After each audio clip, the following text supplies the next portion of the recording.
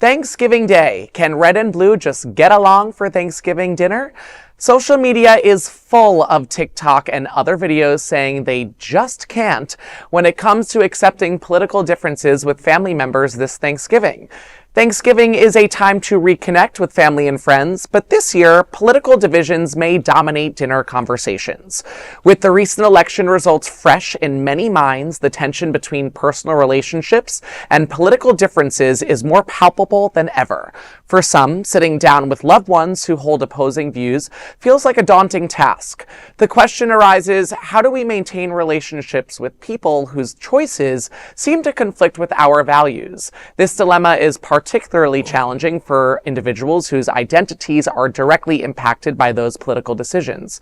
For Black trans women and writer Britt Karen, bridging divides begins with radical empathy, even across political lines. She says, quote, "As progressives, we forget how we've evolved, urging others to embrace both bonding and bridging spaces for personal growth."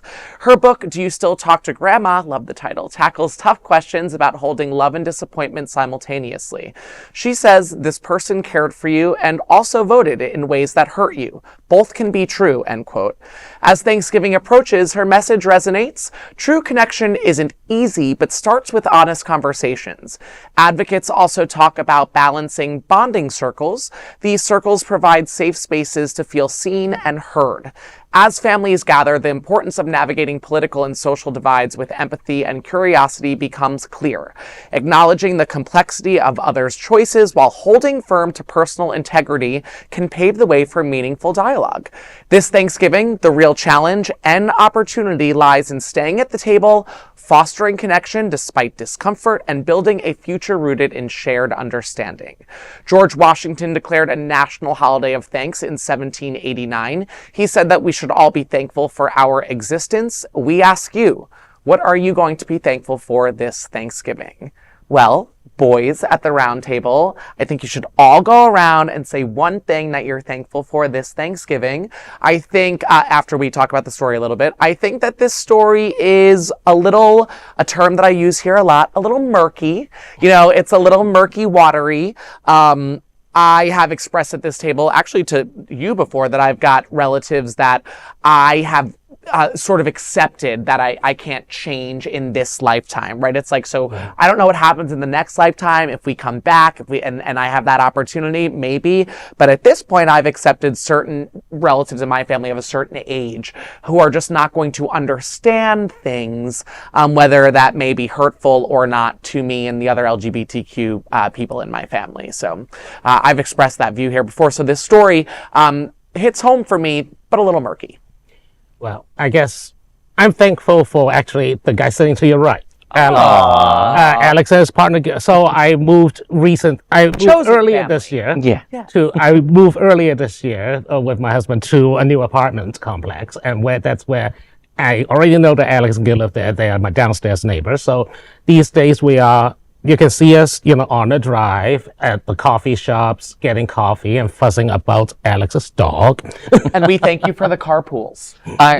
We thank you for the carpools. Yes. So Bobby's been much more on time. But also for me, I cannot really necessarily agree with what Ms. Barron said, mostly because, one, that approach seems a lot like the Southern approach of, quote, love the sinner, hate the sin. Like, I love you for who you are, but you actively vote to violate my interests. If you are not an informed voter, you are still, these people are, let me put it this way, Trump supporters are some of the sorest winners.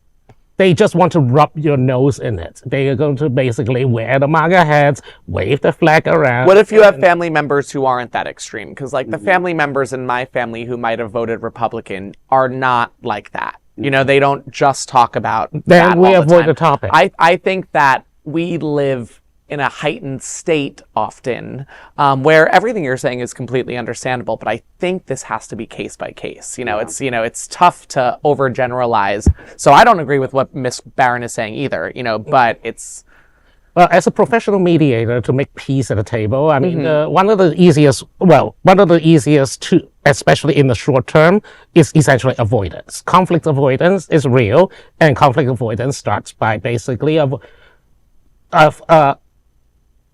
understood agreements, not necessarily verbal agreements. That's just mutually understood that some certain topics should not be broached because it will lead to conflict. Agreed.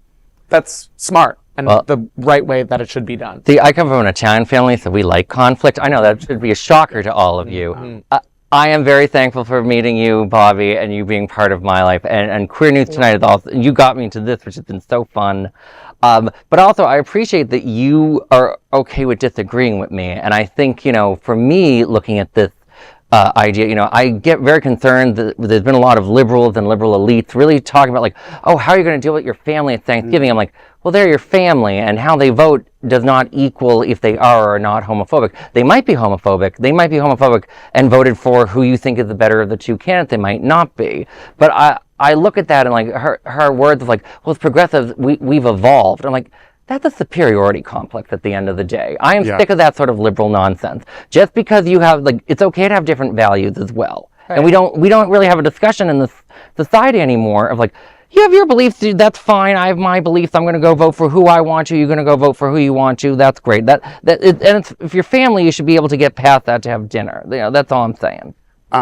I'm thankful that we live in a country that we have privilege to talk about the differences that we do have. I'm also thankful that I have a family that is very supportive, but I'm also very sensitive to those out there that feel like they're ostracized from their family by whether it's political views or statements that are making them feel less than. Yeah. I think that's a real thing, and the holidays are very hard for a lot of people for many reasons, so I think we should acknowledge that. But I think we do have to find ways to create some type of corridors where we can have, let's just say let's turn on the game. Yeah. Just just use some let's turn on some music. Let's just use some transitional conversations that don't have anything to do about who we voted for 3 weeks ago, because honestly, it's not going to change during Thanksgiving. Cocktails is a bit of a hit or miss. Drinking is a great tool. Yeah, I don't know if I agree with that. I mean, I don't agree with the drink. Or at least I'm not signing off on that. Just stuff their mouths of food.